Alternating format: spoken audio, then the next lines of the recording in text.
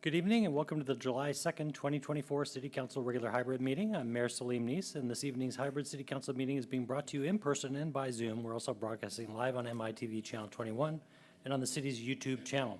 Thanks for joining us tonight. Council members, please have your microphones turned on for the roll call. City Clerk Andrea Larson, please call the roll. Thank you, Mr. Mayor. Councilmember Andral. Here. Councilmember Jacobson. Here. Councilmember Reynolds. Here. Councilmember Weicker is absent. Councilmember Weinberg. Here. Deputy Mayor Rosenbaum. Here. And Mayor Neese. Here. Thank you, Mr. Mayor. Next, we have the Pledge of Allegiance. Council, if you've joined in council chambers, please stand and face the flag. If you're on Zoom, please mute and turn off your video. Pledge allegiance to the flag of the United States of America and to the republic for which it stands, one nation, under God, indivisible, with liberty and justice for all.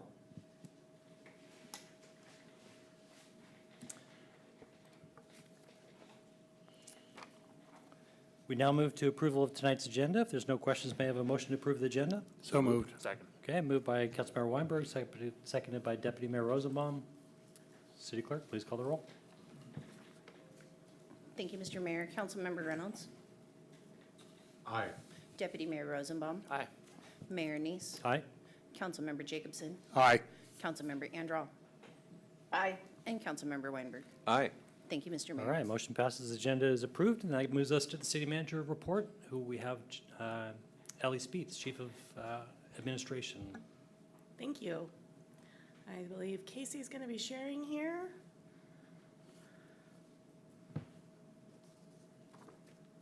There we go. Okay. July 2nd. It's July. How is it July? Anyways, we have a few meetings coming up. We have the City Council meeting, the next one on July 16th, and then we have a Design Commission meeting on July 3rd and a Parks and Recreation Commission meeting on July 11th. Next slide. Some city updates. We would like to welcome our new police chief, Chris Sutter. Chris was selected from a national search and is bringing more than 3 decades of experience spanning all levels of law enforcement. He will start with us next Monday on July 8th. His previous experience includes 24 years in command and chief level roles, leading law enforcement agencies in Washington State. We are really looking forward to having Chris on board. His vision for the police department is to continue and help this active community grow and then maintain excellent policing standards and support officer training and well-being. We will be scheduling an upcoming Coffee with a Cop event, and Chief Sutter will be there, and we'll release some more information when that's scheduled. But we are really excited to have him on board, and we'll have him come to the next City Council meeting so you can meet him. Next slide, please. Okay, the SPU water supply pipeline repair. Last week, a lot of things happened at the site. The SPU contractors completed the excavation of both access pits, and the new liner was pulled through the existing 24-inch pipe. And then they inflated the liner to its full size. We're gathering fittings this week, and crews are expected to be back on site next Monday to complete the connections. Once the work is completed, then we'll transition into disinfection, flushing, and water sampling and testing. As always, you can review all of our repair updates on Let's Talk at SPU Water Main Leak. Next slide. Here are a few photos of the liner being installed. You'll notice the few people standing in the background. Behind them is the truck with the liner on it. Comes off a big spool. And then it gets put into the pipe, and the blue is the actual liner that has been, the air has been put into the line. So that white color comes off and the blue shines through, and the pipe has been lined. Next slide. Water conservation. We still need all of you to conserve water. So we are still receiving our water through the backup line, and we need conservation efforts to continue. The utility teams monitor our weather forecasts and all of the usage trends for the island, and we'll be planning for any needed changes in the operation of the water system. The community and the city have done a remarkable job with conservation efforts. We have been able to maintain adequate water levels within the 2 reservoir tanks. However, with warmer temperatures approaching, like this weekend, we ask that the community continue conservation efforts. More information about water conservation is available on Let's Talk. Next slide. Town center development. If you have driven downtown, you may have noticed that the Jinghua site is progressing with demolition. And upcoming will be street trees removal. This will realign and widen the sidewalk, which is required by town center code, and they will be replaced at the end of construction. Excavation of the site is scheduled to begin next week, and construction will be going on through early September. Again, more updates can be found on Let's Talk. Next slide. First Hill Park Playground replacement. The play equipment selection and the site plan for the First Hill Park Playground are now available for community review and comment. We will continue to receive feedback through July 8th, and this feedback will be gathered to finalize the equipment selection and the play area design. Please go to Let's Talk to give us your opinions. Next slide. Luther Burbank Sports Court is being renovated. Last week, the contractor began installing a new trench drain system on the east side of the courts. After that drainage work is completed, the courts will be cleaned and prepped for paving. The asphalt paving is tentatively scheduled for the week of July 8th, next week. I think there's a lot of things happening next week. It'll be a busy one. And the project remains on schedule. There's more photos of the work being done and additional updates on Let's Talk. And the work on the Luther Burbank Boiler Building is continuing. This is a really long and complicated project. Roof materials were delivered last week, and crews are installing the new roofing now. The crews also are scheduled to begin pouring the concrete for the interior chimney reinforcement, and they will pour the concrete into multiple lifts to limit the load on the masonry exterior. Electrical rough-in continues, including a new lighting for the ground floor, and the painting of the restrooms is anticipated later this month. Next slide. Island Crest Crosswalk improvements, Island Crest Way crosswalk improvements. So work's beginning this week at 3 different locations on Island Crest Way, Southeast 63rd Street, Southeast 62nd Street, and at Island Park Elementary School driveway. Construction crews are working weekdays between 7 a.m. and 3:30, and there will be single-lane closures during work hours. Work is scheduled to be mostly complete prior to Island Park students going back to school at the end of August, and electrical work will extend into the fall and winter. There will be traffic delays in these areas. If there are any concerns, we ask you to reach out to our transportation engineer, Rebecca O'Sullivan. And as always, more information about the project is on Let's Talk. Next slide. Fireworks. 4th of July is here, and we want to give you all a big reminder that the use of consumer fireworks is prohibited right now and including on the 4th of July following an emergency order and an ordinance that the City Council adopted. So the ordinance does not prohibit professional fireworks displays like the ones at Summer Celebration, but it does prohibit consumer fireworks. So the need to prohibit the consumer fireworks arises from the significant safety risk to users. And there's a burden that it places on our city's fire and emergency services and the noise pollution. More information is available on our Let's Talk page. Now, a few upcoming events. Mostly Music in the Park. The Recreation Division is excited to kick off the 2024 season of Mostly Music in the Park. There's 7 weeks of outdoor concerts at Mercerdale Park on Thursday evenings at 6:30 p.m. We would like to extend a big thanks to our sponsors, Mercer Island Martial Arts, Mercer Island City Lifestyle, Mio Posto, For Culture, and the Mercer Island Community Fund for supporting this 2024 season. More information is available at mercerisland.gov/MMIP. Next slide. And we are only a week and a half away from summer celebration. We're looking forward to everything this year's events will bring, including parade, live music, community booths, art vendors, kids' activities, food trucks, fireworks, and more. A huge thank you to our many sponsors. We are looking forward to seeing all of you at Summer Celebration on July 13th. Next slide. Some good news. The Mercer Island Farmers Market and YFS is re-entering into a partnership to offer market bucks to support our refreshed food security efforts. And we'll be tracking the utilization more closely as both organizations work to prevent any islander from going hungry. Using emergency assistance program funds, YFS is purchasing market bucks for our case managers to provide to residents experiencing food insecurity. Market bucks can only be redeemed for SNAP-eligible food purchases. A big thank you to our farmers market partners for supporting this partnership. And that's all we have for this week. Thank you. Great. Our next item of business is appearances. This is an opportunity for anyone to speak to the City Council on any item except items requiring a public hearing, any quasi-judicial matters or campaign-related matters.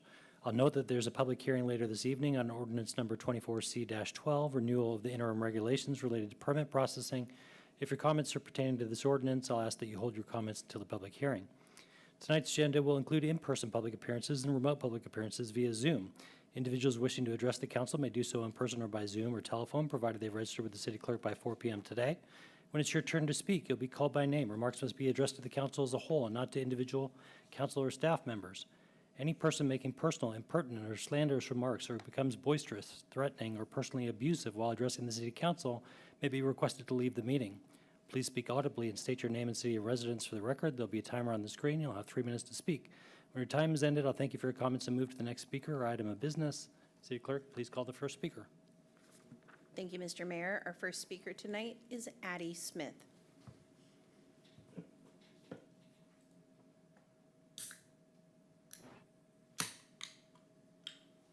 Welcome. Yeah, I'll bet, Celine Peace.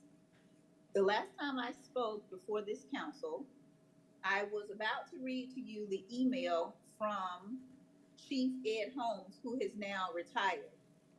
The email reads on 10/9/2019, "Good afternoon, Ms. Smith. I received your email, and spoke with our staff about your situation. I'm sorry that you are going through such a difficult time with Ms. Michaels. To date, your issues have not been criminal in nature.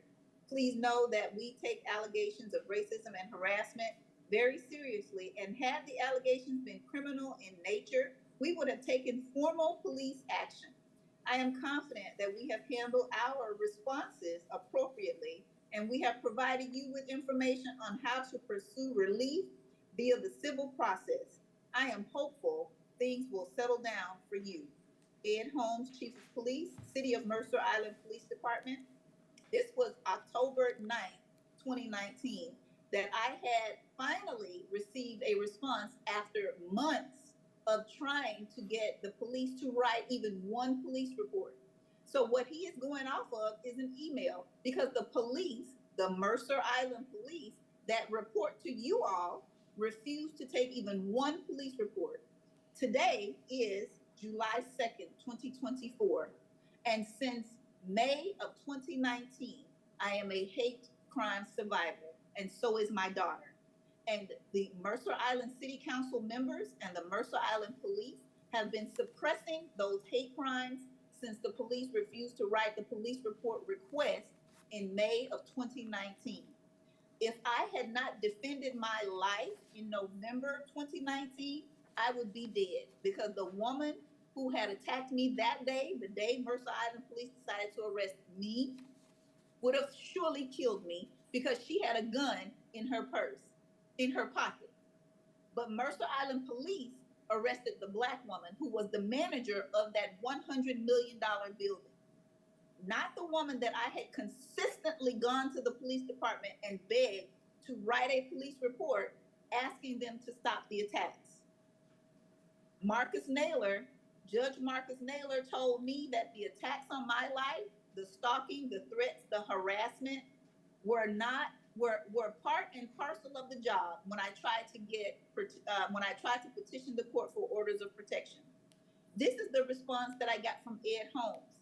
Judge Virginia Amato told me that calling me a nigger and hitting me was not assault.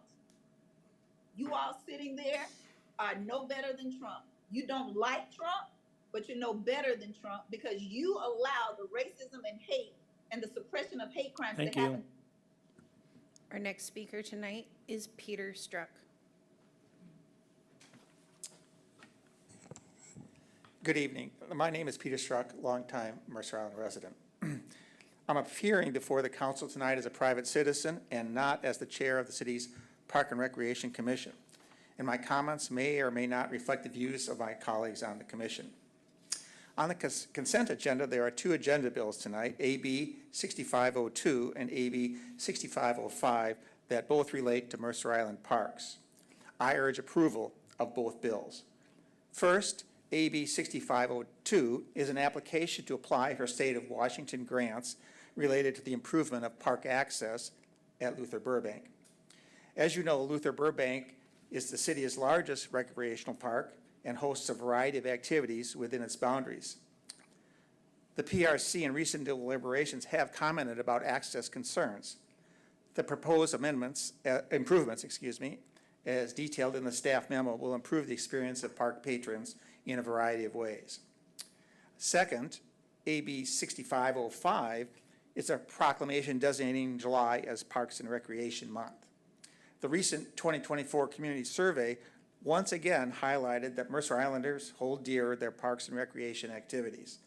With respect to satisfaction of city services, parks and open spaces received very high marks and should continue to receive a strong emphasis by the city over the next 2 years.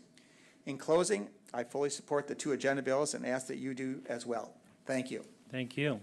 Is there any further public comment? There are no further speakers All right, tonight, we'll Mr. move to our Mayor. next item of business, which is the consent agenda. The consent agenda contains AB 6500, June 14, 2024 payroll certification, certification of claims for June 14 and 21, 2024, and electronic funds transfers for April and May 2024. City Council regular hybrid meeting minutes of June 18, 2024.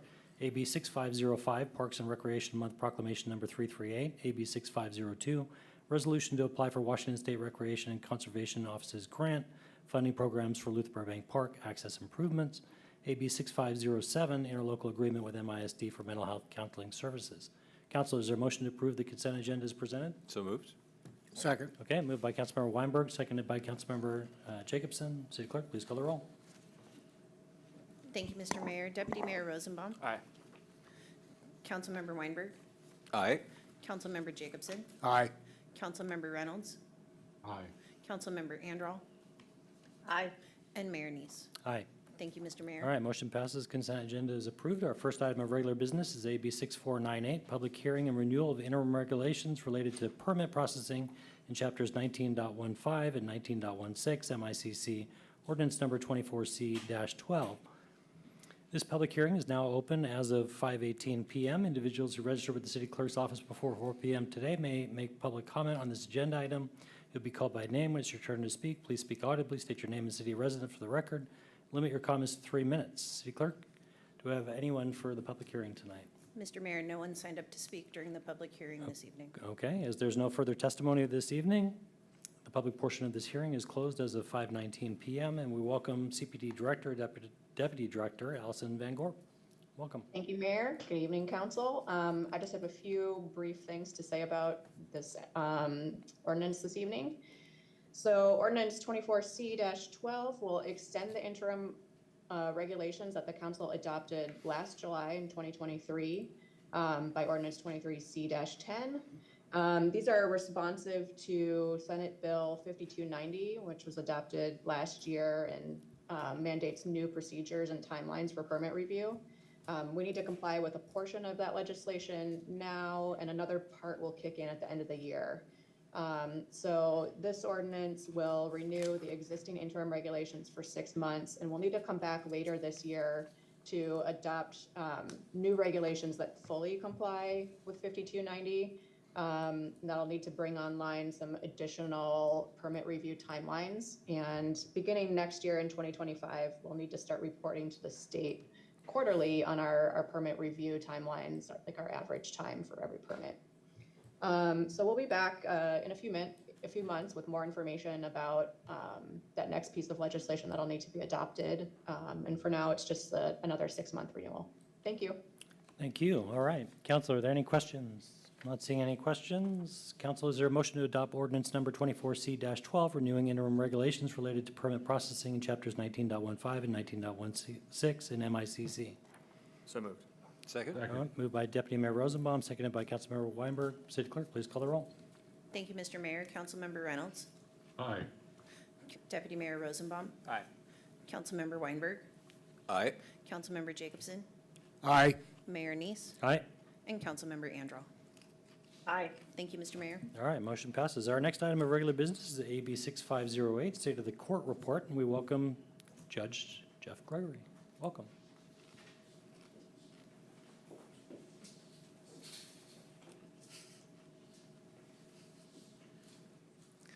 All right, thank you, Mayor Neese, City Council. I appreciate the time being here. I am prepared to give you my state of the court. Most times, most judges and municipalities give states of the court to their city council as well as their city administrator's office every year. I did give a brief one a couple years ago, but because of the issues with City Hall, was not able to give it in 2023. So I do appreciate your patience on that. So what I'm going to do is encapsulate the last couple years in this state of the court address for everyone. I also want to make it conversational, so if you would like to ask questions during this about specific topics, please feel free to stop me and we can go into that further before I continue. All right, next slide, please. So first, what I'd like to do, if you could look up to there, is just kind of reintroduce our team or introduce our team. Of course, we have Cheryl Lucero, who is our court administrator, and essentially at most times I feel like I'm her assistant running the court. She's been around for several years now and really does an amazing job as our court administrator, both internally as well as her knowledge of the court system and amazing at public self-facing situations as well. So we all lean on her for all of that. Pauline Lee, who was a clerk with my court when I first started, moved over to the fire department after a while, and then luckily we were able to get her back when Eastside Fire came in. So we're lucky to have her back as well, and she's been a great re-addition to our team. Savina Chang joined us about 18 months ago and has already moved far and ahead, further than we would expect regarding her training. She is now being double trained in the criminal seat, where most people start on infractions, which she did. She's gone through that. She's proficient in infractions and moved on to now we have a full court staff with full capability of standing in for each other, which is a huge benefit to a court this small, and allows for a lot of flexibility with vacation and coverage and the like. We also, about 18 months ago, added a security staff, which was a huge thing for our court, especially considering the current situation of, the public perception of the courts and the heightened security risks that a lot of courts around our country are facing. I thought it was extremely important to bring that in, and with the help of City Manager's Office, City Council, Chief Holmes, and the commanders of the Mercer Police Department were able to procure, in my opinion, and I've been doing this for a while, a very excellent security staff. That you see up there is Zach Gallimore on the left, and the one standing next to me is Mike McGuire, who kind of started with us and handed it over to Zach. They not just provide excellent security, they provide also an interaction, the first interaction with our public that comes to the court, and so it's very important to me that they handle their jobs professionally, which they have done. I've had no issues with them whatsoever, and I do appreciate that. Not to mention, we all feel a lot safer with them there. And of course, me as presiding judge, going on my 3rd year now, and that's our staff at the moment.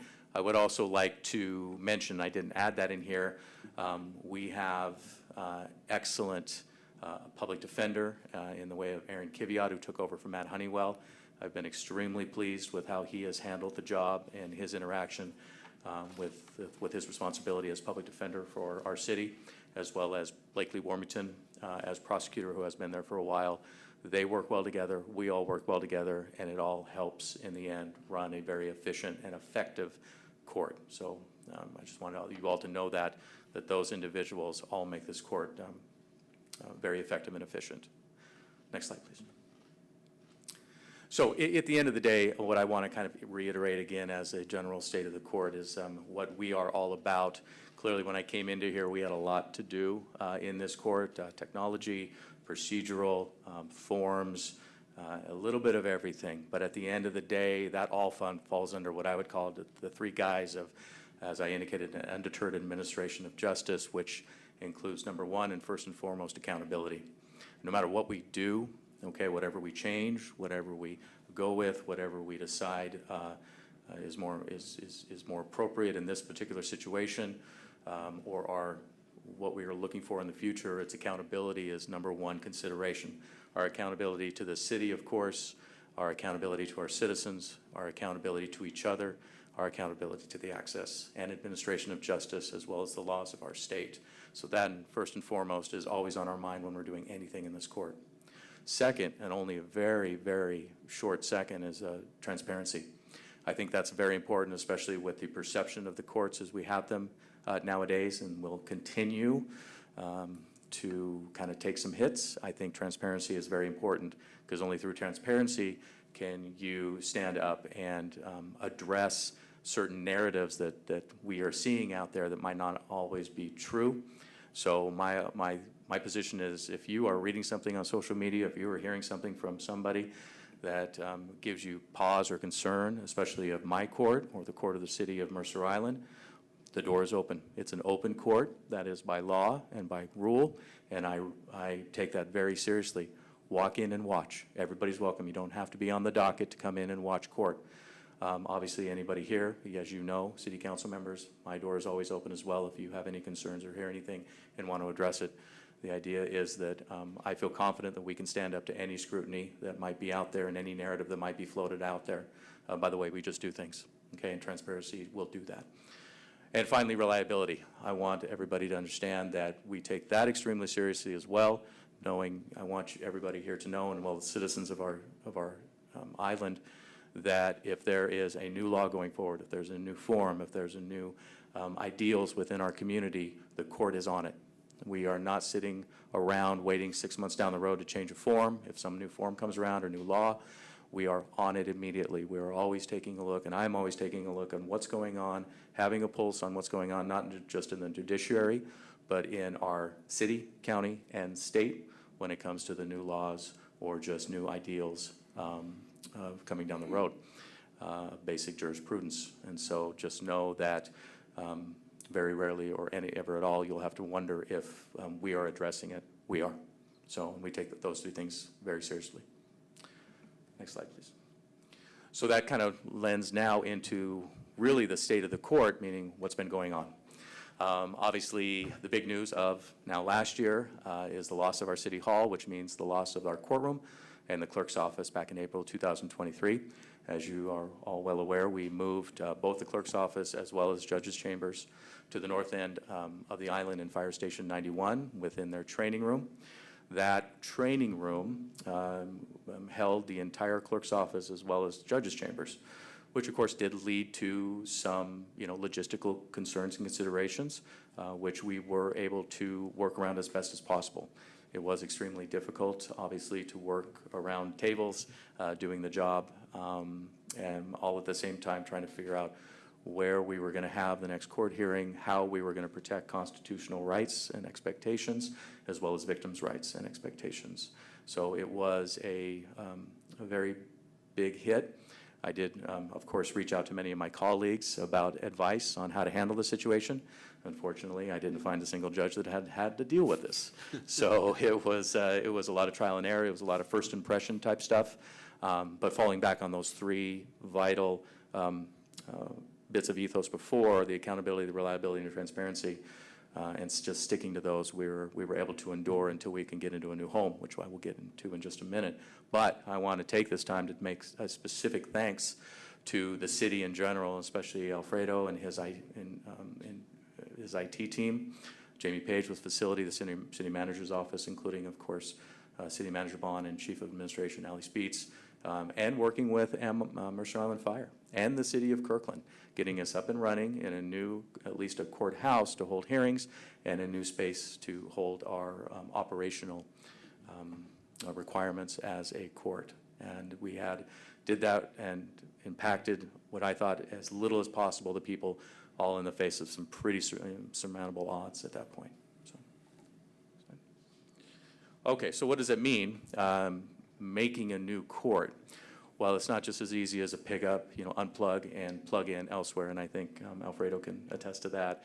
There was a lot more going on, especially if you're going to another city and basically taking our infrastructure and putting it into another city which does not have that infrastructure. And so we moved the clerk's office into Suite 301, which is the third floor of the City Hall, which, as you can see along the bottom, except for the very middle slide, is what our offices look like. I encourage anyone who hasn't been over there to come on by and see everyone and just kind of see the new offices. They are nice. They are absolutely nice. I will tell you right now, we already do miss the island, but as far as it goes, these are temporary, very nice temporary digs. So we moved the court into the City Council's chambers. Now, that was a little more difficult because just moving offices to an office, getting the IT infrastructure taken care of, that's fine for the clerk's office.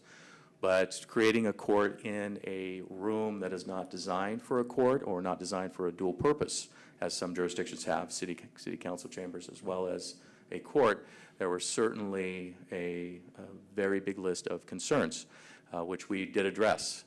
Clearly, the same thanks goes to everybody from the slide before on doing that as well, and that includes this city council, of course, for approving that extra expenditure of getting us into this position so we can continue to run a court of law. There were some initial issues, obviously, that need to be worked through, and we did. We looked behind every door. We consider every scenario of safety, of procedure, of constitutional protections. You name it, we went through it, and we continue to go through it because, as I indicate up there, there is consistent yet anticipated growing pains. We deal with things every single day that we think we can improve on. In fact, today there were 2 things that came up that have not come up before. We had a meeting right afterwards. We come up with some ideas on how to fix stuff and get stuff better in these particular areas, and we're already moving on that. And that's a weekly thing almost for us. Every time we're in court there, on a given Tuesday, we're seeing new stuff that we can improve on, and we're dedicated to that. And of course, that goes to my staff. All that goes to my staff as far as acknowledgement. Overall, very good results. Very good results. The clerk's office works great. It is secure, which is a big thing.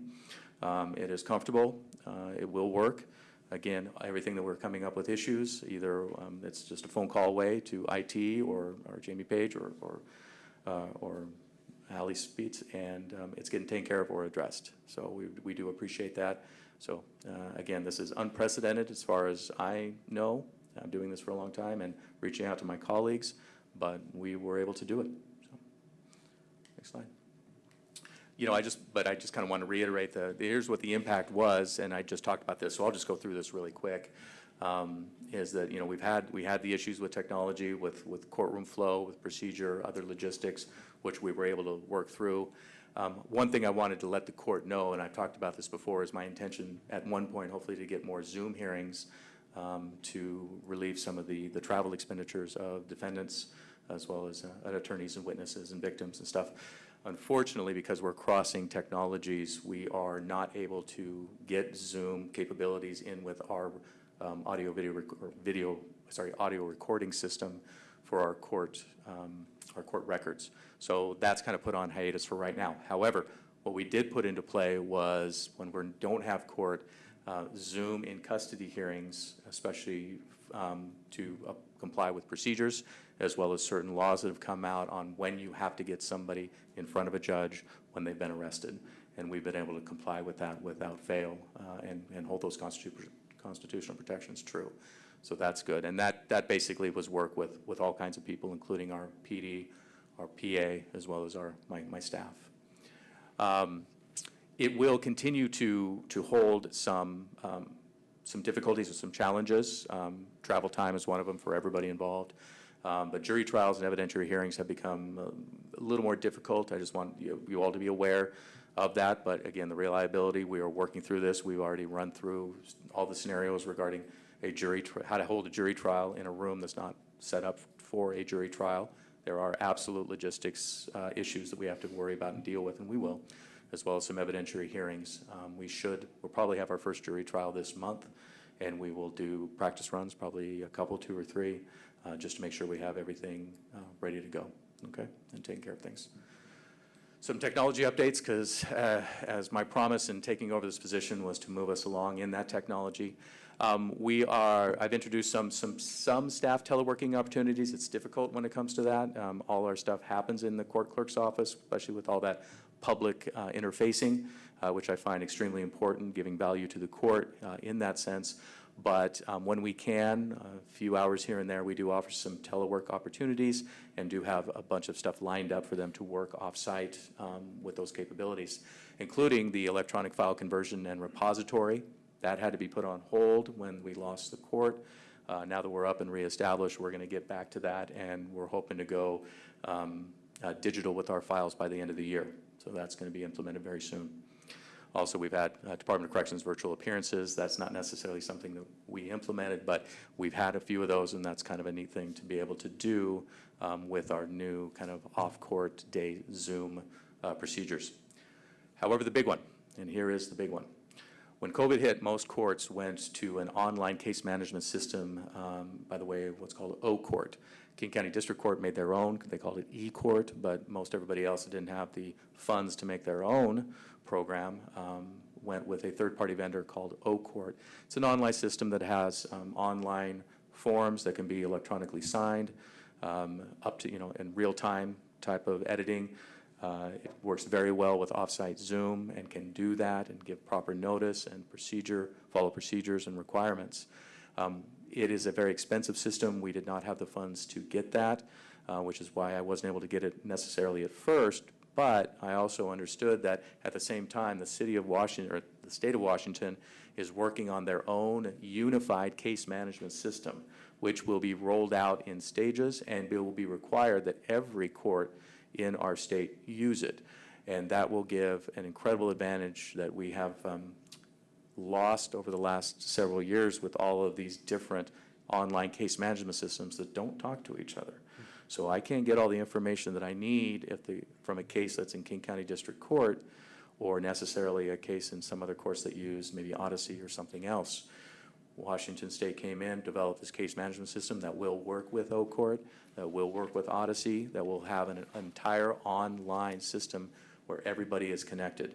And as you can see, the specifics of that, as I said, are unified. They go from, believe it or not, we've been dealing with a DOS-based system. What's called a JIS system. That'll go all to tabs and windows.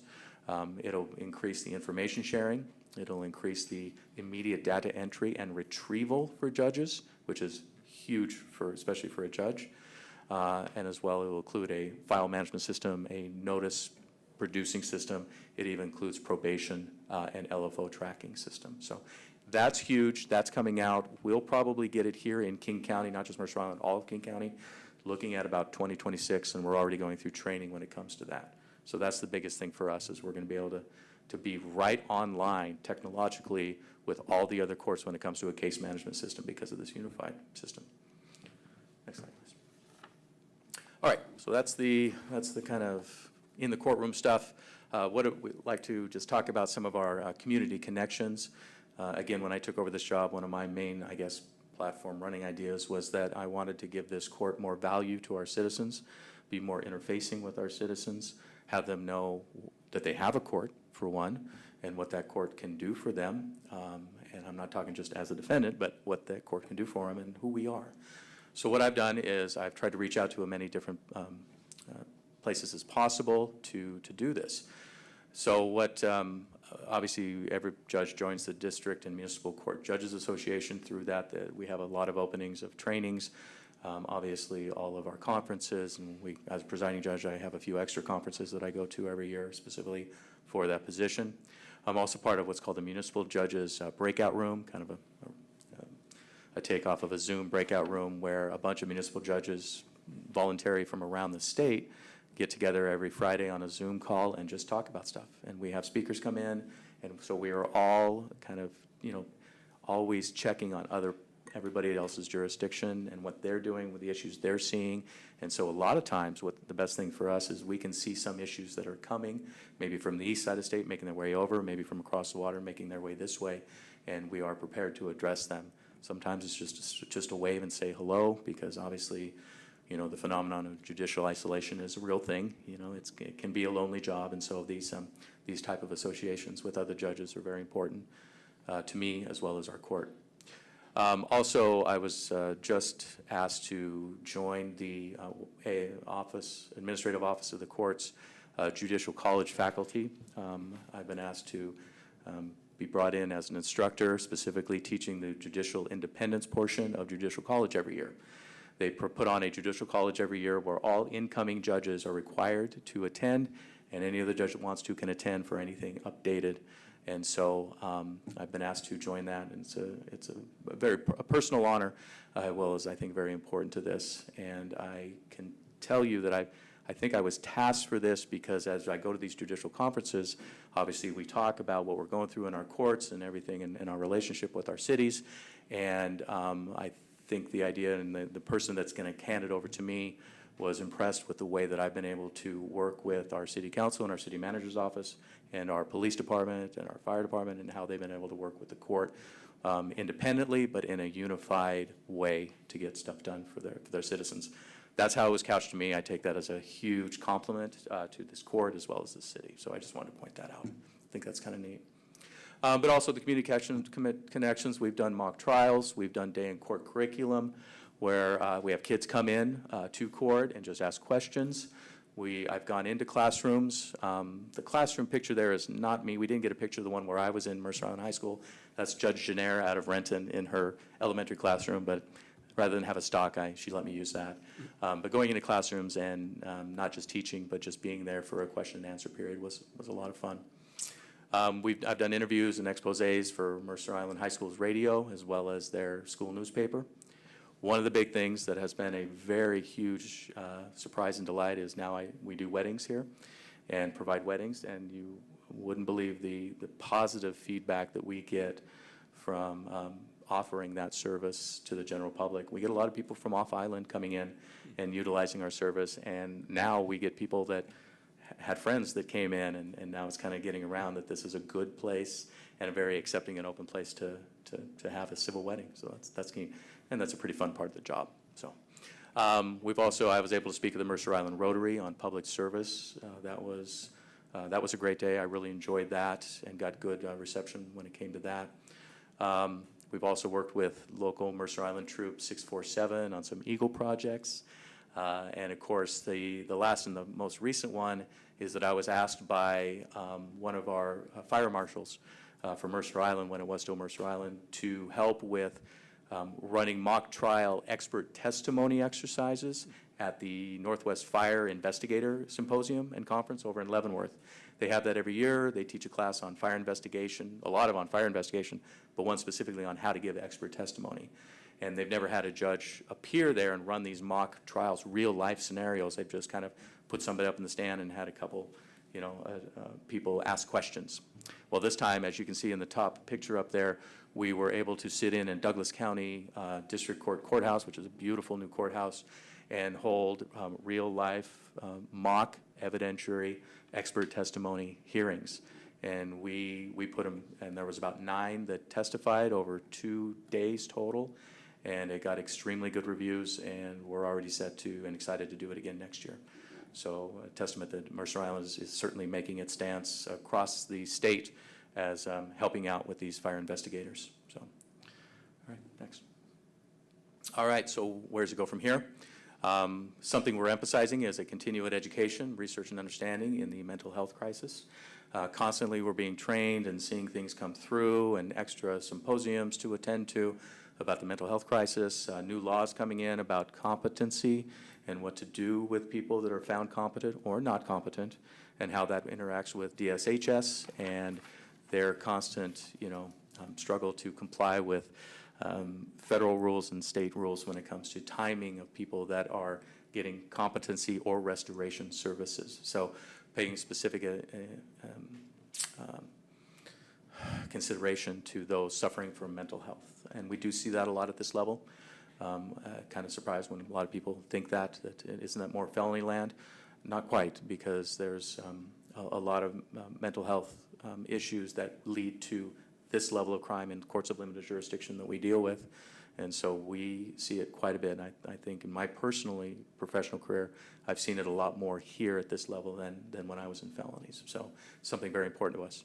We're working to increase services and support for domestic violence victims. I'm working with Commander Magnan and Mercer Island Police Department specifically for that as well, just to bolster a need that Mercer Island has regarding domestic violence victims, not just for the victims, but for able to get information into court so I can competently rule on certain issues, and there are a lot when it comes to domestic violence.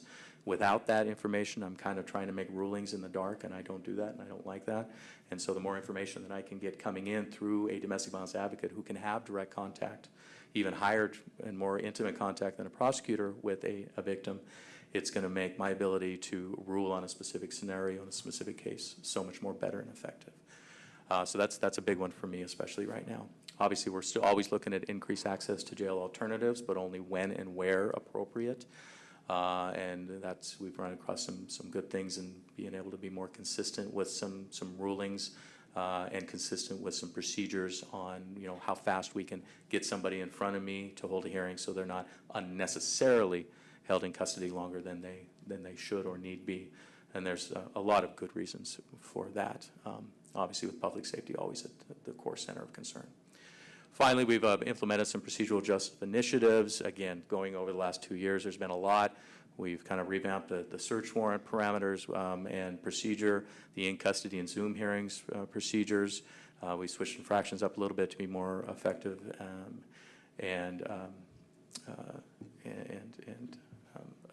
effective, essentially, is what I wanted to go there. Our motions practice, we changed that up with notice, jury trials, and of course, the Washington case management system.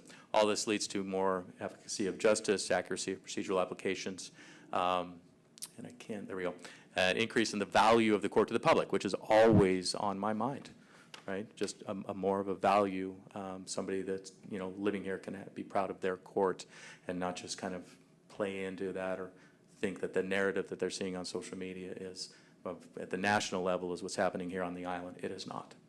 The side benefit is obviously some responsible cost considerations that just kind of goes with that. So always looking at that as well. Next slide, please. Finally, I just want to reiterate that we are excited with the process that we've made over the last couple of years, especially with the help of so many parts of the city. Obviously, it's not something that I could just come in and do. My staff could just come in and do. We need everyone sitting in this room and beyond to help us out, and you have been here the entire time. So this state of the court is just, this is a result of what everybody here has helped accomplish as well. Still lots to do, as I've already indicated. I still have a lot on my to-do list to bring this court up to the excellent standards that I would expect, and I think you would expect. And I, again, still always encourage the city council to, if you have any questions, come and talk to me. My door is always open. It's a chambers with windows now, so that's always nice as well. And come see the new location. So I want to thank everyone for their time. I know I rambled quite a bit, but that's what a state of the court is. So any questions from council members? No, so we appreciate that. Just before we get to questions, I want to thank you again, you and your staff, for your flexibility and resourcefulness in the move from City Hall to temporary digs and now, more temporary digs. Right. Obviously, you're doing more than persisting. It sounds like there's a lot of thriving going on, and we appreciate that. I think the thing that I read your article in the Mercer Island High School paper, and I heard people's comments from the community. It's great that even though you're across the lake in physical kind of space in Newport City Hall, maintaining that presence on Mercer Island and continuing to give back. It's a true benefit to the residents of Mercer Island, Having a court is a tremendous benefit to the residents of Mercer Island.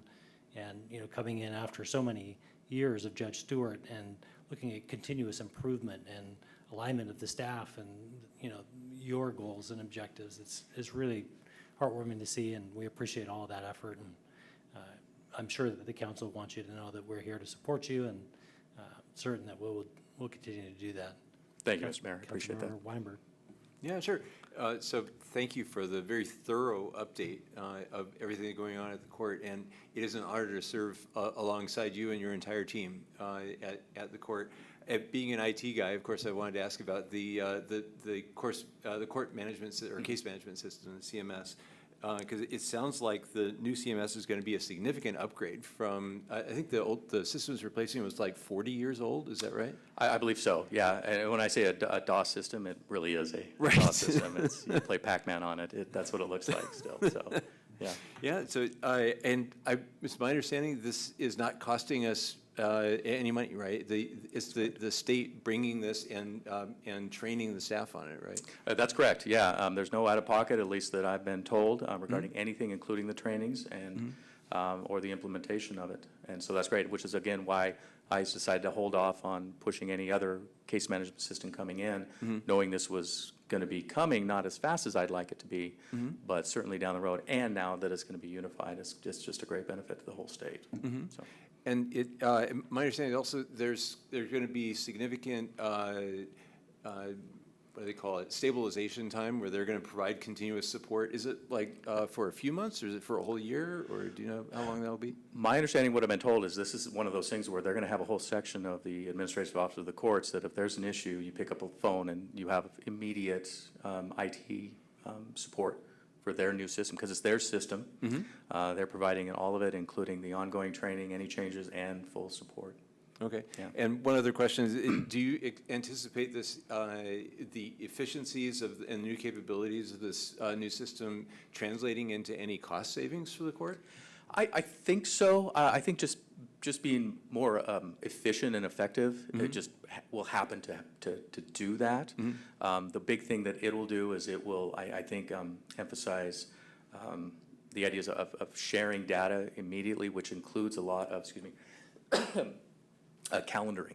Okay. So a lot of times we do see this, and I try to check this. It's kind of, it's cumbersome, but setting another hearing for somebody when they have a hearing set somewhere else, and maybe they don't recognize that, well, that just, adds to costs of having to reset it or have one more hearing. You wouldn't have to be. In this sense, it's my understanding that everything is just going to be at a click button touch, checking if they do have, that's just a small part of an example. But other than that, I think better keeping track of the legal financial obligations, the owing, that type of stuff, helping with payments and that, and everything like that. So yeah, it just invariably is going to help with that. So we're excited. And yeah, I think any new system, the transition is going to involve a fair amount of training time. So there's kind of what I've seen, at least in the city of Seattle, is that there's a slight reduction in productivity, but then the J curve comes up later, and you get the payoff later on. Yeah, and I think that's what and so what the city is doing is they're running beta testing right now in sample courts, including City of Tacoma. So they're kind of going big, and then they're going to go to a couple small courts over on the east side, and they're doing that right now, and they're kind of fleshing out all the bugs. They're also making it consistent and working with the O-Court system as well as the online form system. So those of you, and I've worked with O-Court in other courts that I visit, and for judges that are used to that, that makes it so much quicker. So you're just going to be so much more efficient. You're going to be able to put more hearings on a specific calendar, which means kind of reducing calendars and working cases through quicker, which is a lot of benefits for a lot of reasons. That hopefully, so then the idea is when we get it, and I know that's why King County's probably last on the list of getting this stuff, is that all the bugs are worked through, right?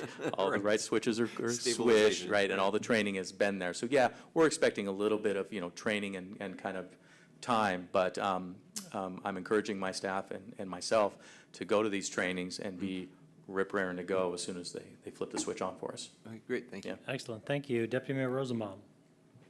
Yeah, thanks, Judge. I had the opportunity to visit the court when you were still here some time ago, so Right. I'd like to come again, coming up on Tuesday here.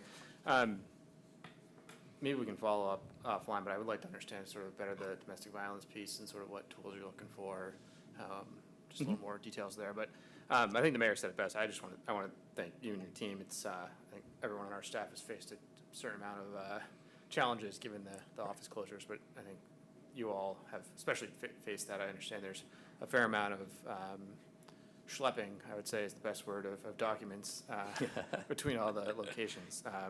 But also there's obviously a certain level of randomness with office locations, things like that. So I just want to thank you and your team for persevering through that. It sounds like it's flying the plane, or sorry, swapping out parts on the plane while it's in midair. So, And that's a perfect analogy, because that's the idea is that, the constitutional, protections didn't pause during this. Speedy trial rights didn't pause. Victim concerns didn't pause. And so that's why, we take specific care to, the schlepping was nothing. That was the easy part. It was, being up at 2 a.m, making sure I'm covering everything so everybody's constitutional rights are protected, and my staff too. So I appreciate that, because I know it's probably easy without noticing to take your eye off the ball on some of those things. So I appreciate your attention to that. Thank you.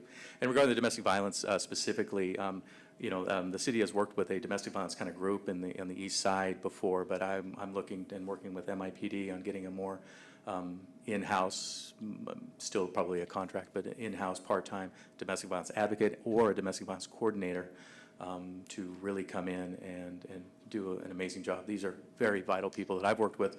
I worked with as a prosecutor, years ago with King County. I've actually worked with very well as a defense counsel and a public defender as well. They are vital to the court. They are extremely vital to the judge. Again, bringing me information that I absolutely need to make the right decision on no contact orders or amendments to no contact orders or conditions of release, what's going on, because we're not in those households, and but we need to know kind of what's going on so I can properly address the issues. So and obviously and Commander Magnan especially is working with me, and we're moving forward with that, so I'm excited for that. Great, thanks. Yeah. Excellent. Councilmember Jacobson. Well, first of all, well done on managing to keep forward progress going despite numerous changes in venue. Yeah. And I have really two questions. One is Tuesday court day normally, and if so, what hours? Yeah, every Tuesday for Mercer Island is basically 9 to noon, every Tuesday. Every other Tuesday, we have an afternoon infraction calendar, which is always interesting as well. Certainly reach out and we'll let you know which of those, Tuesdays of the month there are.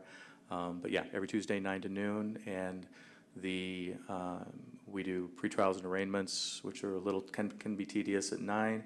Around 10:30, we start our reviews and motions and evidentiary hearings, a little more kind of what you would see kind of on TV if you want to see that. But I encourage to see a little bit of everything, especially arraignments, people coming in for the first time and seeing how they address the court addresses them. My considerations, especially when it comes to setting bail or releasing on personal recognizance. I know that's a big thing around our area about the general public, having some concerns and definitely some opinions on judges, releasing people or not releasing people. Certainly different, points of interest a lot, but I think, and you're going to have those points of interest and those specific sides, the way you look at things. I think the most important thing, again, is that transparency. Come in and see why I make the decisions I make, and I think you'll have just a better understanding of, I'm not just doing it, I don't flip a coin, I follow the law, I follow the facts, and when I'm applying this stuff. The other question I'd have is, what shortcomings do you see in terms of the forward progress you'd like to make, given the current location of the court, which may be several years? Yeah, the shortcomings are nothing more at this moment than logistics of, how we're going to do a jury trial in that space, where the jury's going to be, where the witness is going to be. The nice thing is that I've been a trial attorney my whole career, so I was, doing jury trials as a prosecutor, back in 1999, 98.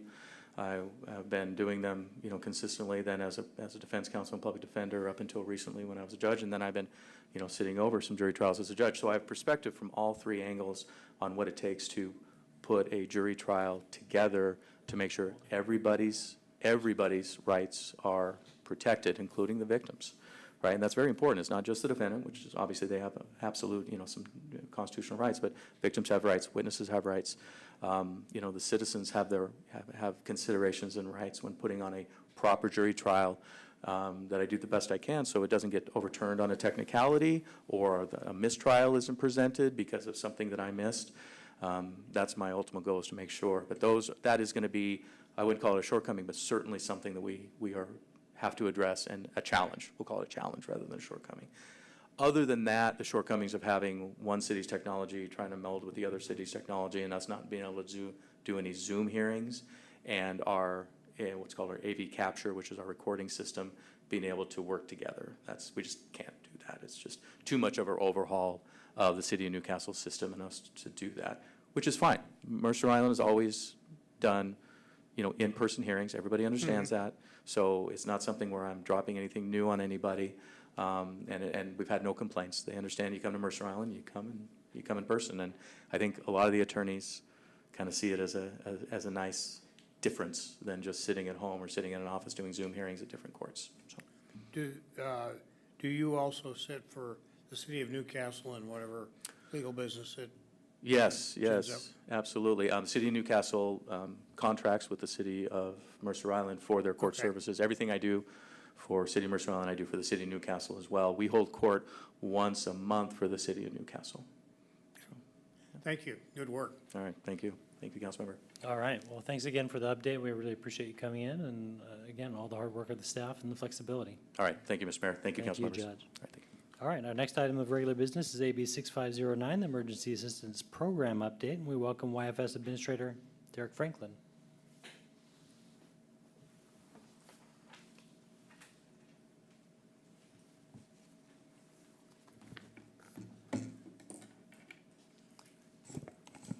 Good evening, Mr. Mayor, Deputy Mayor, members of the council. I'm Derek Franklin, the Administrator for the Department of Youth and Family Services, and before you tonight to speak to Agenda Bill 6509, the Youth and Family Services Emergency Assistance Program Update. Next slide, please. The purpose of this agenda bill is to inform council of modifications to the Department of Youth and Family Services Emergency Assistance Program as it has adapted to the pandemic and now the pandemic recovery phase. The presentation tonight will cover a few points. First, the Emergency Assistance, or EA, program overview. The pandemic era program changes we saw, trial program adjustments post-pandemic, and then recommended changes and time for discussion. Next slide. So first, the EA program overview. YFS's continuum of care approach includes general health promotion and across the spectrum to risk prevention, to intervention, such as counseling, to aftercare, and to stabilization. And EA case management has a piece in all of these.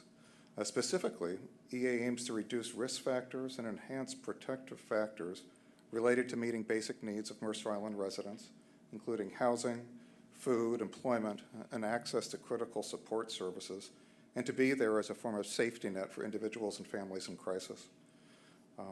Next is all communities really do have residents that struggle with basic needs, like keeping a roof overhead and food on the table. Mercer Island has approximately 5% of residents living at the poverty level, and this socioeconomic contrast in a largely affluent community can add to the challenges for some kids and families. Emergency assistance is staffed with one full-time case manager who gets significant support from the YFS program coordinator on purchase order processing, administering eligibility paperwork, and coordinating the food security efforts for the department. Note that YFS also has a 0.5 FLE senior support specialist who assists senior residents in applying for EA supports when needed. In all, YFS EA services include the following. Financial assistance. This requires income qualification and typically provides short-term emergency financial assistance for those facing eviction or inability to pay rent. Also, it's for folks late or behind on utilities or facing a crisis such as emergency medical, dental issues, domestic violence, a mental health crisis, or similar. Note that the city's finance department in their utility reduction program provides great help with many qualified low-income islanders in supporting utility costs. Pre-pandemic, the YFS food pantry relied on volunteers and donations of real food items. This transitioned during the pandemic to cash cards due to increased need and safety concerns with the pandemic. Employment support is offered as part of EA's wraparound support model that aims to support clients moving towards self-sufficiency. Targeted supports in this category is really to assist low-income or struggling families with specific but not emergency needs, including such things as back-to-school supplies or backpacks, holiday gift programs, and holiday meals. City staff at the thrift shop actually support fundraising for these programs through donation opportunities in the thrift shop. And lastly, coordinated care.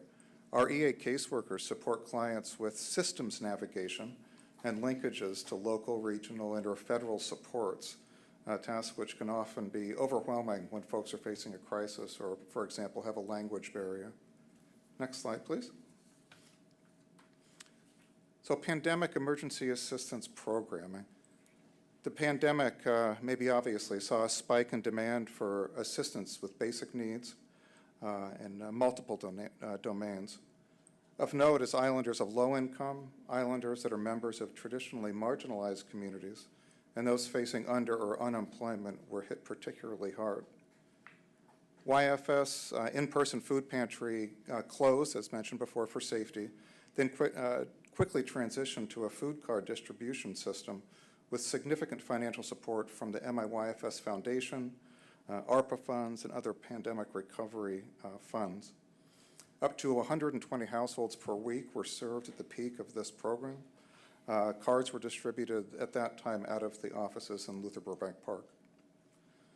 During the pandemic, EA staff increased referrals to regional and federal supports, including eviction prevention services, unemployment supports, and shelter and low-income housing referrals.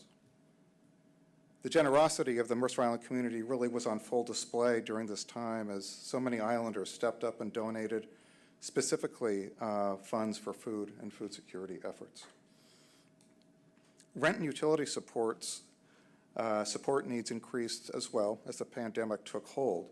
Some initial decrease in supports provided was noted as some families burnt through their savings, moved off island, or were simply too overwhelmed to apply to EA for support.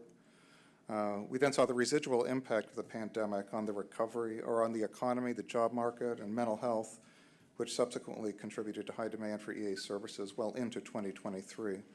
During the end of 2023, demand began to stabilize, and in 2024, we began a trial adjustment to EA policies to align with this reduced but still substantial demand.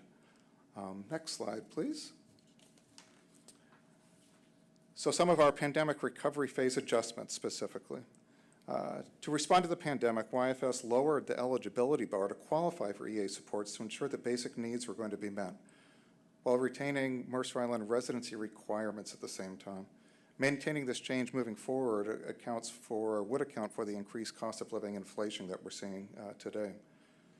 During the pandemic, we also slightly tightened eligibility requirements with more specific focus on clients that were presenting with eviction notices or late utility notices in hand.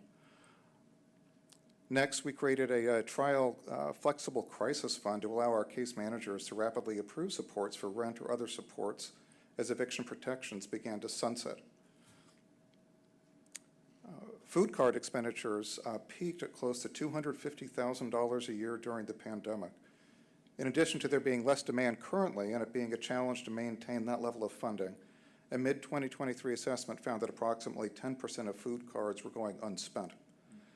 We contracted then with HopeLink to bring their mobile market truck, the photos on the screen, and actually shows up here in the community center parking lot every 2 weeks, to the island as part of a transition back to providing access to real food items.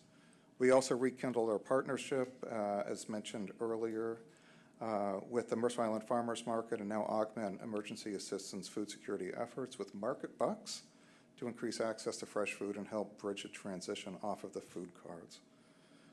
We increased also the maximum for EA support annually from $2,000 to $3,000 to reflect the increase in rents and cost of living. An average rent seen by a Mercer Island EA client is approximately $2,500 per month. For comparison, The King County Eviction Prevention and Rent Assistance Program typically pays for 2 months' rent at a cost of about $7,000 per year per household. Next slide, please.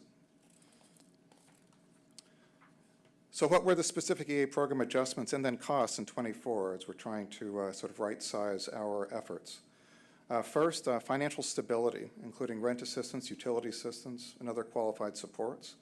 We're seeing about the same number of annual applicants, but needs remain high post-pandemic, again, due to the increase in rents, inflation, and general cost of living increases. Next, our holiday and back-to-school program demand spiked during the pandemic. They're slightly different because of the online school needs at the time. Now we see them returning to baseline, although we haven't adjusted the funding allocation in our budget for that across the years. Food security was perhaps our biggest shift. As mentioned before, we contracted with HopeLink to bring the mobile market and shifted back to offering access to real food items, feeling like we've right-sized the supply to meet demand and being more cost-efficient as we do it. Next, we reconfirmed the relationship with the farmers market and bringing the market bucks back. We're purchasing those in $1,000 increments and with a plan to purchase more throughout the summer if the need arises. Crisis funding and the flexible crisis funding allows, again, for the tightening of the safety net when evictions, homelessness, or threats to basic needs do remain high, and the timing of receiving the supports is more important. And finally, the Courtesy Rides program. We implemented a new program with the Lyft Concierge program with support from the Chief of Administration, Allie Speets, to allow our case managers to help homebound or disabled clients to get to critical appointments. Next and final slide. So some considerations and assessments of these adjustments to date in 2024. Overall, I'd like to say YFS case managers are now focusing more on emergent and shorter-term crisis issues rather than on sustaining residents through the worst of the pandemic. Through the first half of 2024, YFS is projecting to come in just under the $120,000 allotted for financial supports by year's end. The the shift in food security model is going as planned. Average utilization of the mobile market food truck appears to have stabilized at between 80 to 90 households per visit, and that being augmented with referrals to HopeLink's brick and mortar site in Bellevue and to their home delivery model for folks that aren't able to get out. This shift has allowed YFS to significantly reduce funds expended and return to a higher percent of support being specifically for food items while reducing waste from unused food cards. The additional needs of senior citizens on the island are addressed somewhat in the 2024 EA adjustment with the addition of the Rides program, the home delivery option for food supports, and increased annual EA rent support, which helps qualified seniors on fixed incomes. Note that the Rides program has not been utilized to the level predicted to date. Also note that YFS is currently coordinating with DSHS to bring another mobile opportunity, a mobile resource truck from DSHS to the island to increase access for those looking for DSHS services. And lastly, YFS is finding the demand for emergency financial and employment support services to be higher than pre-pandemic days, but not as extreme as during the pandemic itself. And we find adjustments to the EA delivery model is generally appropriate to meet the current demand. The eligibility shift we've done from 70% of King County adjusted median or area median income to 80% has netted an increase in just 2 households to date, which is within projected budget and staff capacity. However, the use of the flexible crisis funding category we find has not been utilized to levels predicted. That's it for the presentation. Thank you for your attention and invite any questions from council. Thank you. Just quickly before going to council, I want to ask, how does mobile integrated health worked in concert with YFS on trying to help people in need? Is that a component that has kind of come into play through its launch? Yeah, so mobile integrated health is the ability to send a social worker out post 911 calls through fire. That program largely transitioned over to East Side. However, we're still in touch with the program staff, and what that's done is given us better eyes on the community. We often don't get access to folks that are recidivist 911 callers. because as mental health professionals, generally, we can't reach out too directly unless people come to us. So what that's done, it's given us just better access to folks in need. And so is that drawing people into the EA services spectrum, or are they themselves directly connected to other services? I'd say more minimally drawing them into us. I think the typical folks in that program are such high need. The linkages from mobile integrated health tend to be towards chronic mental health treatment, like sound mental health, tend to be to sort of crisis services. And then EA can be a trickle down from that. But I would say, Mayor, there's been some influx, but not a ton. Excellent. All right. Councilmember Anderall. Hi, Derek. Thanks for this presentation. It's very helpful. Can you just explain to me how the market bucks, when you buy the market bucks, how did those bucks transfer then to people in need? No, thank you for the question. So the market bucks are given to our emergency assistance case managers who already have established relationships with folks through their eligibility protocols. What they do then is just work with them and have the ability to distribute those to folks who need additional food support, especially over the summer. What we see typically would be folks like working parents whose kids are off school and aren't getting school food programs, or maybe would otherwise need to reduce their family income because they're doing childcare. This is a nice way to augment that. So what we're able to do is have those market bucks get into hands of folks that we already have relationships with that we know may be experiencing some food insecurity. Okay, if I could just do a follow-up then. Do we have protections in place that market bucks transfer to a family doesn't just become like an unused food card? Yeah, no, thank you for that. I think what we've done is we've sort of labeled the market bucks that with a YFS kind of stamp. Then the folks at the market are tracking that and reporting back. This is a trial run for us, so I think we're going to be able to answer that question within a few weeks to see how many of those are getting transitioned over. And one of the predictions we're sort of happy about with this is that the market bucks, by definition, in the farmers market policy are only for SNAP eligible food items. And so one of the concerns we were having with the food card program was that there weren't restrictions on those cards in terms of food. They were for folks who expressed food insecurity but really could be used for anything. This really does focus the access to services back on specific food items. Okay, great. I'm glad you have some of those guardrails in place. Thank you so much. Oh, thank you. Thank you. Councilmember Weinberg. Yeah, well, first of all, thank you to you and your entire team for the tireless work you guys do every day to support the most vulnerable folks in our community. Can you tell us more about how your staff will respond when someone comes in with a need for emergency assistance, to also cross-pollinate with other YFS programs that they might also benefit from? No, thank you for the question. So that is actually a key sort of behind-the-scenes effort of ours, is that one of the reasons we require folks to have FaceTime with one of our caseworkers to get eligibilized for programs like EA is because of as I think in your words, a cross-pollination with families in stress and mental health issues. Mm-hmm. And so, as you know, the YFS mental health outpatient program, which is I think what you're referring to, operates on a sliding fee scale, meaning that if there's an emergency assistance client that comes in, low income, in need, mental health supports, doesn't have insurance together, doesn't have money for food on the table, is really struggling, depressed, mm-hmm. maybe that mood disorder is pulling them down a little bit, we can refer them just in-house at low or zero fee to get the mental health supports they need to put them to help get them back on their feet. Again, that goes back, Councilmember, to the wraparound model. I talked about continuum of care kind of approach, and that's where we recognize that mental health, physical health, financial health, spiritual health, these all sort of intersect, and try to loop them in collectively when we can. Excellent, thank you. Mm-hmm. Thank you. Deputy Mayor Rosenbaum.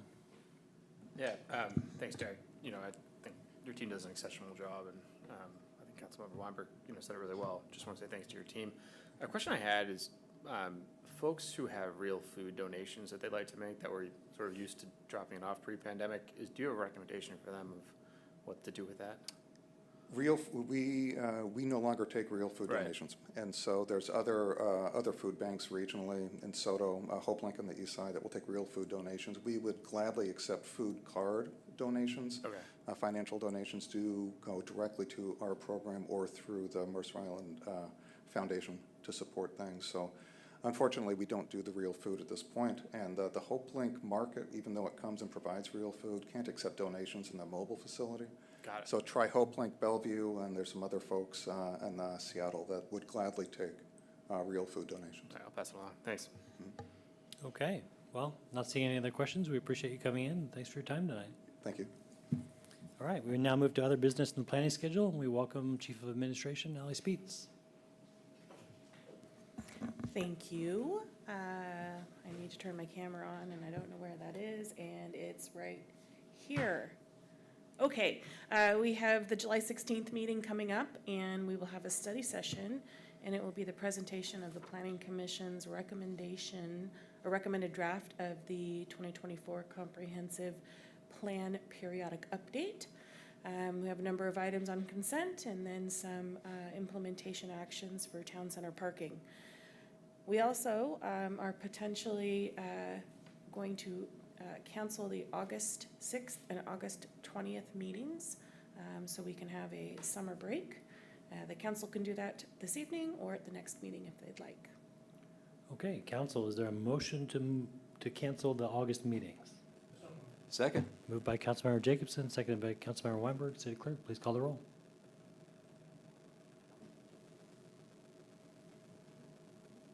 Thank you, Mr. Mayor. Councilmember Weicker is absent. Councilmember Jacobson? Aye. Mayor Neese? Aye. Councilmember Andral? Aye. Councilmember Weinberg? Aye. Deputy Mayor Rosenbaum? Aye. And Councilmember Reynolds? Aye. Thank you, Mr. Mayor. All right, motion is approved. Council, is there a motion to excuse Councilmember Weiker's absence from tonight's meeting? So moved. Second. All right, moved by Jacobson, seconded by Weinberg. City Clerk, please call the roll. Thank you, Mr. Mayor. Councilmember Andral? Aye. Mayor Neese? Aye. Councilmember Weinberg? Aye. Councilmember Reynolds? Aye. Councilmember Jacobson? Aye. And Deputy Mayor Rosenbaum? Aye. Thank you, Mr. Mayor. All right, Council, any upcoming absences to report? Nope. All right, moving on to Councilmember reports. Deputy Mayor Rosenbaum, anything to report? A lot of the committees that I sit on have taken a summer hiatus, but I do have a PIC meeting next week, so I'll report back if anything of note. Okay, I have nothing to report. Councilmember Weinberg. Yeah, so on June 9th, there is a National Wear Orange Day, and dozens of well-meaning Mercer Islanders from across the political spectrum gathered at Mercerdale Park, where we discussed how we were going to take united action towards the reduction and prevention of gun violence. And what were the results? Well, the Moms Demand Action and the Alliance for Gun Responsibility groups now have a booth at the Sunday farmers markets, and those booths, they're now stocked with pamphlets on safe storage, and the booths are also stocked with an inventory of free gun locks provided by our own Mercer Island Police Department. And several of those gun locks have already been distributed at the two market attendees. So many thanks to Gwen Loosemore and Ashley Hay and MIPD's Crime Prevention Officer Corporal Bobby Jira, and the many other volunteers that are coming together to make our community safer for everyone. I also wanted to report that 2 weeks ago, Mayor Neese and Councilmember Weicker and I went to the annual conference of the Association of Washington Cities in Vancouver, Washington. I came away with 33 pages of handwritten notes and dozens of takeaways, but I'll limit it to just the top 7 of those. The number one that I want to make sure everyone in the community hears about is discounts on your EV charging. Puget Sound Energy has launched a new EV Flex program allowing anyone who charges their electric vehicle at home to get a discount on their monthly power bill. Starting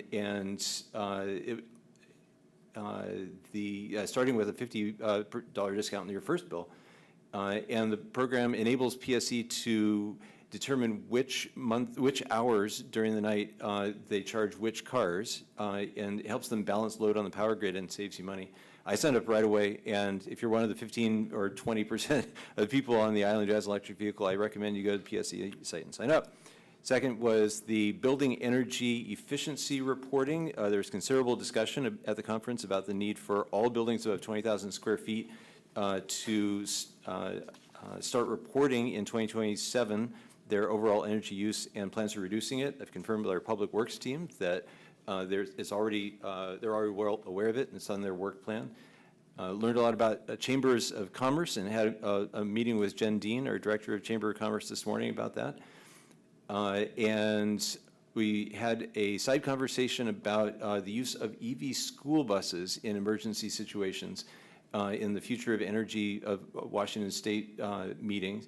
And one of the people who works at a regional power company suggested that emergency uses could include providing temporary power to an assisted living facility during a heat dome-induced power outage. I've forwarded that idea to Superintendent Rundle, and he's working with the transportation manager at the school district to see if they want to set up a similar program. I also learned a lot about grants, about I have a much greater appreciation now for the inner workings of the complex, laborious, and high-stakes process of researching, applying for, reviewing, receiving, utilizing, and reporting on the grants from state, federal, and other agencies. There's some other cities around the state that are leveraging the UW's Evans School of Public Administration's need for graduate capstone projects to help them with their research and applications. I forwarded this idea also to staff for consideration, possibly doing it here. And two more things. One was the utility pole chargers. And there was an idea floated at the conference about a quick way to expand the network of EV chargers is to attach them to utility poles where there happens to be parking at the base and walkable amenities nearby. And finally, civic discourse. There were 3 different sessions talking about the state of civil civic discourse and in our communities and how to take back our discussions from what one person called the outrage industrial complex. And several council members from other cities were intrigued with the idea of holding monthly open lunches at a rotation of restaurants. And speaking of which, my next one's on July 21st. So email me if you want to join the conversation. And thank you. Thank you. Councilmember Reynolds. Yeah, just a couple of quick things. One, happy Independence Day, everyone. I wish you all a safe and joyous holiday. Second, I just wanted to repeat some acknowledgements we had for Parks and Recreation Commission Month. I've had the privilege of serving on the Parks Commission liaison for the last year and a half or so ago. Perhaps it's even 2.5 years. I can't recall now. But anyway, they're a fabulous group, and having worked with the park staff as well, also a fabulous team. We're very lucky to have them all. Thank you. Councilmember Andro. Yeah, thanks. I also met with Jen Dean, the Chamber of Commerce director, last week, and I was very impressed with her review of the economic development plan and her input on how much of that initiative the Chamber can help on and does help on and will help on. And so I think this is very positive development that she's so engaged, and I'm hoping that the city and the chamber can work much more closely together going forward. I think as we have started to do and gain some efficiencies and, offload city resources from things that we thought we wanted to or should do or had to do to say, the chamber is already carrying this water. So that was a good meeting. Thank you. Councilmember Jacobson. Nothing to report. Okay. The next hybrid meeting of the City Council is scheduled for Tuesday, July 16, 2024 at 5 p.m. The time is now 6:28 p.m. As a reminder to Council, please stay seated until City staff has terminated the broadcast. Good evening, and thanks for joining us tonight.